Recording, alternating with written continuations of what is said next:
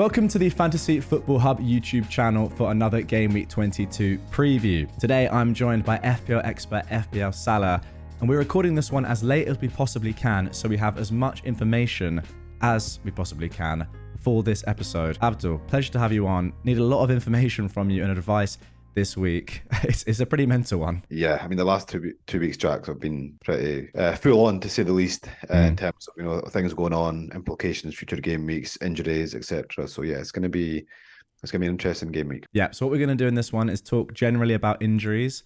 First of all, looking a little bit at Abdul's team as well, because that'll be obviously relevant to his moves this week. Then get into what you're thinking with your transfers this week, my friend. And finally, talk a little bit about chip strategy, because a lot of people want to know, is there a nailed on chip strategy? Is there an optimal way of playing them yet? Or do we need to be a little bit more patient and wait for more info? Obviously, we had the cup results over the weekend that we can talk about now.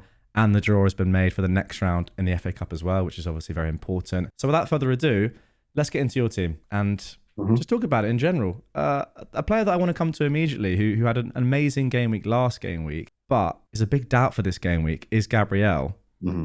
On your bench. Obviously, there are massive fires here, and the likes of Salah and Haaland that we'll get to. Yeah. But for now, Gabriel, what are you thinking there? Yeah, I mean, I think Gabriel. I mean, Arteta came out in his press conference today, and he didn't really give much of an update. He just said pretty much kind of a late fitness test, right?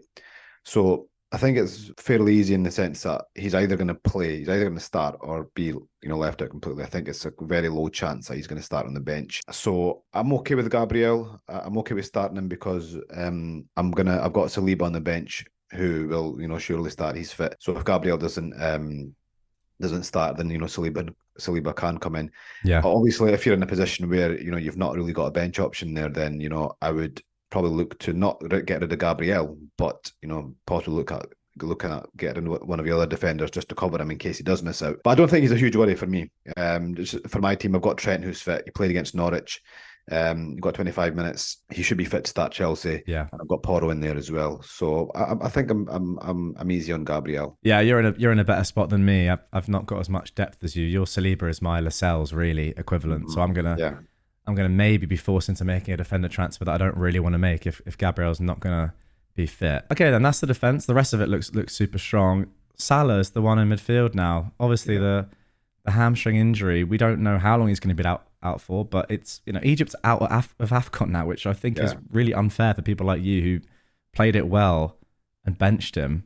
Yeah. But obviously now he's injured. It's very unlucky. It's just typical because the last time he got injured was forever ago. It was like 40 years. Never gets injured. But I mean, I guess on the flip side, you could say if Salah was playing, maybe they would have gone through, but we don't know that. But the reality of the situation is that, Egypt are out. And so that makes it really interesting for me, right? Because, I mean, I think the initial prognosis was, like a week or something for Salah. And then he travelled back to Liverpool, got a bit of blowback from, a lot of blowback from the Egyptian fans saying that he travelled back to Liverpool. Then his agent came out and said that he's going to be out for 21 to 28 days, which takes us just up to the, conveniently up to the Game Week 25 deadline, which is the double game week for Liverpool. So, I mean, I'm thinking in my head that, okay, Liverpool have got a press conference tomorrow. If Jurgen Klopp comes out and says, he's recovering quicker than expected, he might, he'll miss Burnley, but he might be back for Arsenal, something like that. I mean, that totally changes everything for me. Because right now I'm thinking, it's a fairly simple move. If Salah's out for the, initial prognosis, which is coming to Game Week 25, then I'm going to get rid of him. Yeah. But if Klopp comes out and says he might be back soon, then I would very likely keep him. So it's going to be interesting. Klopp's press conference tomorrow is going to be big for me. Yeah. Okay. Waiting for news there. If he is confirmed out for a decent length of time, that 3 week period that you just mentioned, who would be the man you're looking at? According to the predicted points, it's Foden who has the highest predicted points over the next 4. Is that where you're going? Yeah, it's likely I'll go Foden. The reason for that is, I mean, look, there's a few other good options with Jota and Eze.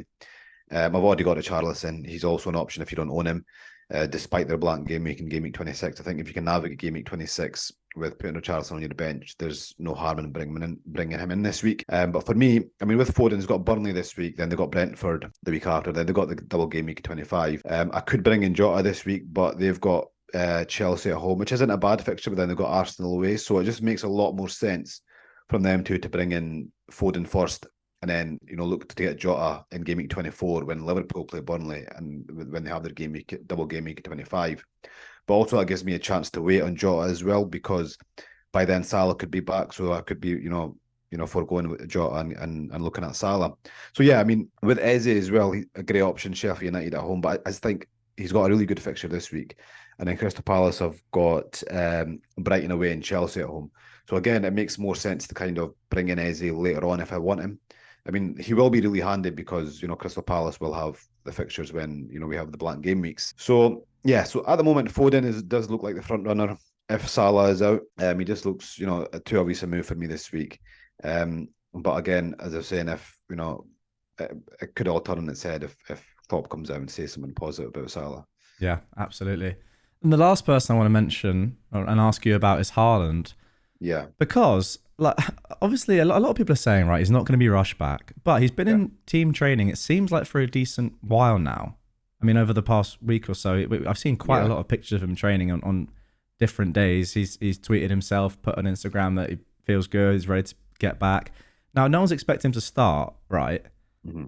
But if he gets 30 minutes off the bench, is he not still like worth bringing in this week and then just you've already got him in? No, I don't think so. I mean, like even if it's Haaland, like if it's a very likely chance he's going to be on the bench, you've got to look at who you're getting rid of as well. If you're going to get rid of Haaland, you're probably going to have to get rid of Alvarez, possibly Solanke, whoever you've got there. Who is likely going to get more minutes. I just think with Haaland, just if you don't have him, it just makes the most sense just to wait another week on him. Because not only do we get more information on his fitness, like, he could start, he could get like, the last 10, 15 minutes. And, then we'll be like, oh, okay, is he going to start the next game? Which is, only a few days later because, game week 24 is at the weekend. So I just think with Haaland, if you've got him, I would start him. If I already had Haaland there, I know a lot of people have held on to him. I would just start him. I wouldn't captain. But I think if you haven't got him, it's an easy, for me, it's easy. He's an easy ignore this week for me. Yeah. I won't be captain. If I do bring him in, I'm not going to captain him. So, I'm going to forego a good captain option just to bring him in also. So, for me, I think definitely wait another week if you don't have him and then see how his minutes are against Burnley and then reassess then. Yeah. You can see in his predicted points on Fantasy Football Hub as well, on the My Team tool here on screen. They trend upwards, obviously, because we're not sure about minutes. So only 4.6 predicted points for this game week, obviously, because, he might not play at all. He might get 30, and we know what he can do in that limited time. But with Solanke there at 4.7 and Alvarez at 5, it doesn't really seem worth it. And then just using your own intuition, probably not worth it. I want to ask you about captaincy then. If you're not sure about Haaland's minutes, is Alvarez the man? Well, honestly, I've been back and forth in the captaincy this week, Jack. Like, I usually set my team, like, when I, at the start of the game week, I started off with Richarlison as my captain. I switched to Alvarez and I was back on Richarlison. So it's tough because I think there's 3 top contenders this week. There's Richarlison. I mean, look, there's more than 3, but my top 3 are Richarlison, Alvarez, and Foden. There's also a case for Watkins. There's a case for Bukayo Saka. I'd say at least 5 good captain options this week, and it's going to be really split, which is great, right? Yeah. But for me, I just think the reason why I'm slightly tipping towards Richarlison is, like, firstly, he's a midfielder, should be on penalties, and I think his expected minutes will probably be more or thereabouts, similar to Alvarez, because we expect Haaland to start on the bench. We expect KDB to start on the bench or possibly a start as well. So with Haaland on the bench there, that's going to reduce kind of Alvarez's minutes and also his kind of position at number 9. So again, expecting Alvarez to start, at number 9, but then, when does Haaland come on? He could come on, 60, 70 minutes. That could possibly be when Alvarez gets taken off as well. But then on the other side, Burnley at home, it's a fantastic fixture. It's the best fixture of the game week. So yeah, I'm just like, if you weigh up, it's so close at the moment. But I'm just tipping towards Richarlison at the moment because of the fact that he is, a number 9 playing as a midfielder, and I'm quite confident in his minutes this week. Okay, so would it be, out of those 3 that you mentioned there, would it be Richarlison 1, Alvarez 2, Foden 3? Yeah, but as I said, I had Alvarez as number 1 at the start of the week. So right now it's Richarlison, Alvarez, Foden. Okay, absolutely. Okay, let's have a look at your recommended transfers now. And it's interestingly, it's not just recommending to make you to make one transfer, it's actually recommending two. One of them, interestingly, is the move you've already said, Salah to Foden. I guess that kind of speaks for itself.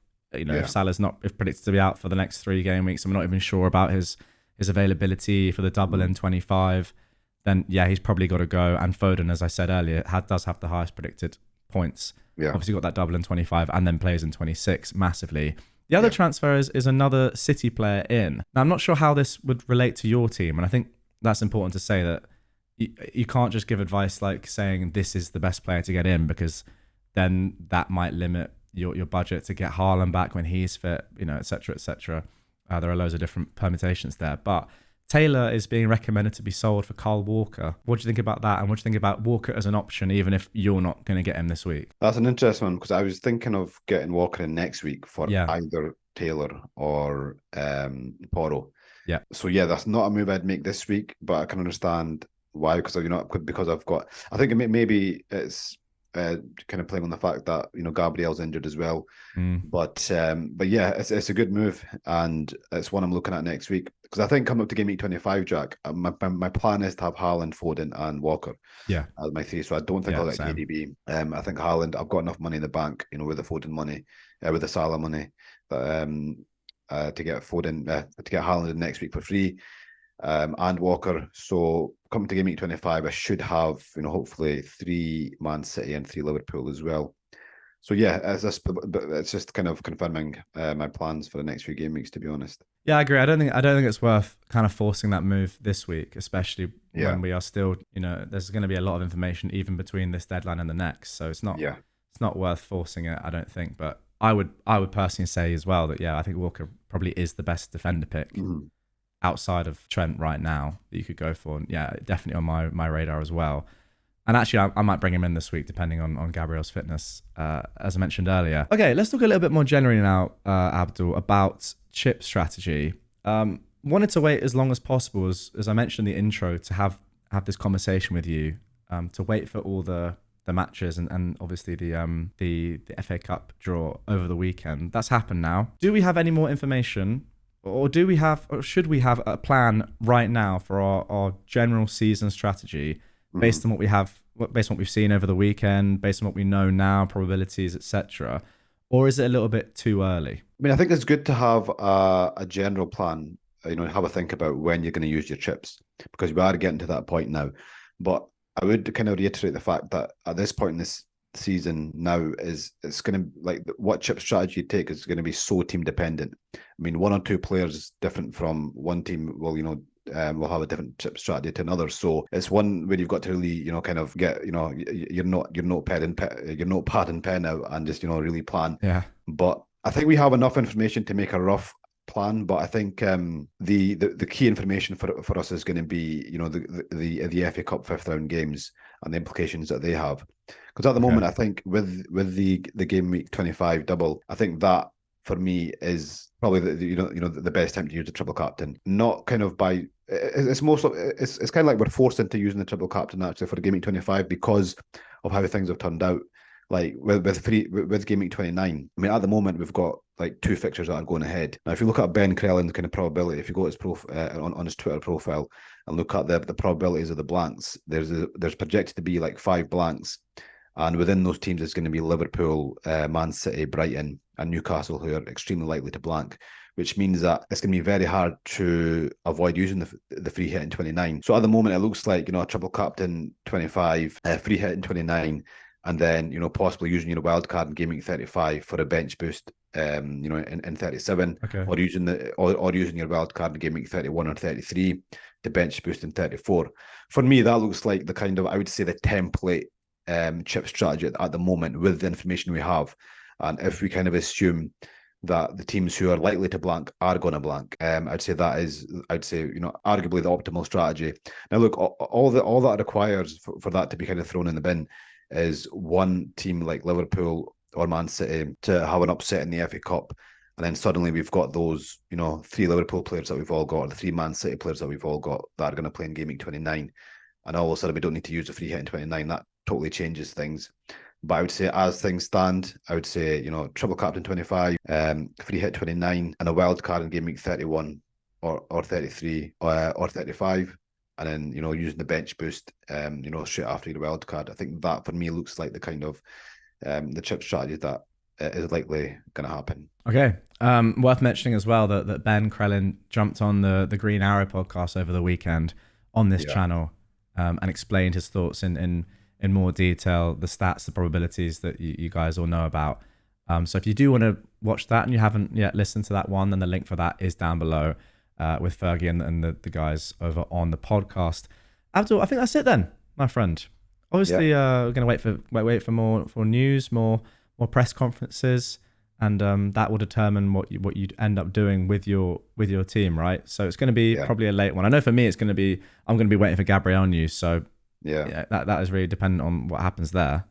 Yeah, I mean, it could be a really late one because South Korea kick off at 4 p.m., which is 2 hours before the deadline. Good point. So if you've got a Son or Hwang in your team, and you're possibly looking at getting rid of them this week, then you probably have to wait right up until the deadline, because if they get put out, Son's gonna be back for Gameweek 23 at the weekend. So it's a hectic game week. I'm just thinking about, because obviously now there's a lot more additional time. We're seeing it in the Premier League, but also in AFCON and the Asian Cup as well. And that could come right down to seconds. Yeah, because if it goes to extra time and penalties, then you're done. You're going to be counting down the You're clock. out of time. Yeah, absolutely. Yeah. Well, we'll see what you end up doing. Your final team reveal, as always, every week will be posted on Fantasy Football Hub. I hopefully before the deadline you'll know, but there's a chance you don't. But you'll keep that updated, right? Of course. Okay, so link for that, as always, is down below. Sign up to Fantasy Football Hub. You can get access to that and also all the stuff you've seen on screen, personalized to your team throughout this video. Abdul, mate, thank you very much as always, and we will catch you on the next Game Week preview. Thank you.